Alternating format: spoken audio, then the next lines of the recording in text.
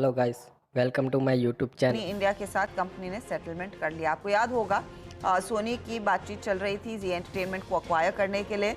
लंबे समय तक वो बातचीत जारी रही और फिर फाइनली इसे खारिज कर दिया गया था। और उसके बाद सोनी ने कहा था कि देखिए हमें वो कोर्ट गए थे कि ये ट्रांजैक्शन खारिज कैसे हो गया। अब वो सेटलमेंट हो चुका है और उसके बाद वो स्टॉक एक अच्छा खासा इजाफा दिखाता हुआ।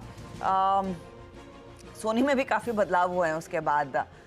Mayuresh, your thoughts Zee Entertainment, क्योंकि अब बेसिकली कंपनी ने जिस तरह का कॉस्ट कटिंग की है उसी के भरोसे उम्मीद थी कि अब थोड़े से इनके ऑपरेशंस में सुधार देखने को मिलेगा और इवेंचुअली ये इनफैक्ट सेटलमेंट हो चुका है सोनी इंडिया के साथ।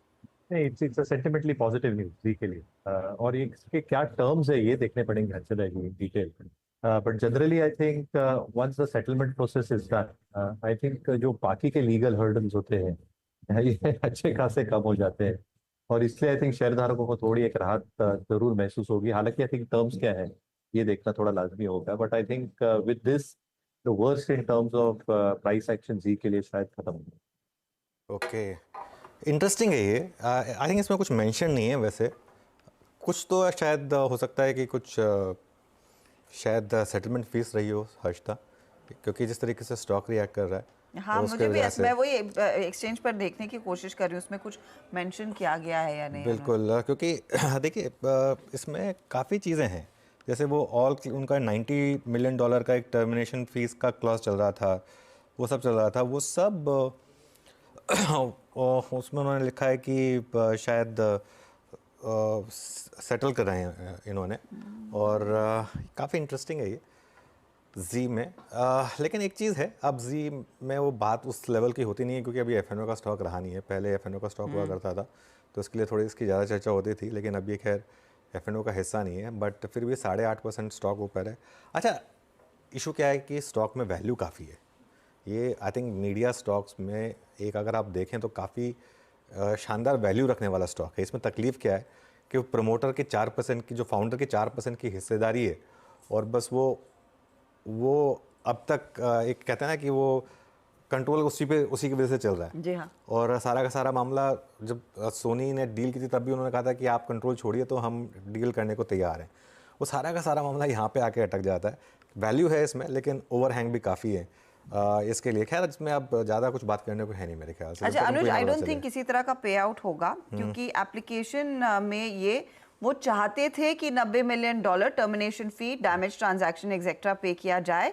वो सारी चीजें विड्रॉ कर ली गई हैं, रिलिंक्विशेस ऑल एप्लीकेशन। नहीं, वो सारी चीज़ें हो, मैं वही कह रहा हूँ। देखिए 90 मिलियन पूरा ना हो, लेकिन हो सकता है एक वन टाइम सेटलमेंट टाइप का कुछ हो, ये हो सकता है, एक पॉसिबिलिटी है।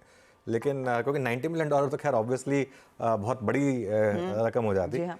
लेकिन anyway I think one way of looking at things is कि अब मार्केट को लग रहा है कि चलो ठीक है, अब कोई और आएगा। अब एटलीस्ट ये वाला मामला तो खत्म हो गया। हाँ। अब कोई और एक चीज़ तो है, इवेंचुअली जी का टेक ओवर तो होगा। कोई ना कोई तो आके जी को खरीदेगा। एसेट तो है जी के पास, ऐसा तो नहीं है कि नहीं है जी के पास एसेट तो है। जी का ब्रांड नेम भी काफ़ी स्ट्रांग है। तो इस वजह से ये तो है कि इसमें कुछ ना कुछ तो शायद मार्केट एज्यूम कर रहा है कि आएगा। लेकिन एक ये ओवरहैंग खत्म हुआ है, तो ये मार्केट का एक तरीका हो सकता है सोचने का। इसके लिए स्टॉक 10% ऊपर है कि चलिए अब ये डील खत्म हो गई, अब कोई और डील पर काम हो सकता है शायद। चले, तो ये फिलहाल आपके लिए स्टॉक करीब 9% के गेन्स पर इस समय ट्रेड करता हुआ। ये देखिए 157 के आसपास तक का ट्रेड बना हुआ है at this point in time. चलिए कुछ और स्टॉक्स की बात कर लेते हैं, फिर आगे बढ़ेंगे। अच्छा, निफ्टी बैंक एक बार दिखाइएगा, क्योंकि आई थिंक निफ्टी बैंक जब हमने कार्यक्रम की शुरुआत की थी ये करीब करीब 200 पॉइंट से ज़्यादा की गेंस दिखा रहा था। अब 175 अंकों का ही यहाँ पर इजाफा रह गया है। तो कुछ स्टॉक्स हैं जो हल्की सी अपनी पोजिशंस कूल ऑफ करते हुए दिखाई दिए। एक बार निफ्टी बैंक के कॉन्ट्रीब्यूटर्स आप स्क्रीन पर रखिएगा, क्योंकि आज सुबह से ही हम ICICI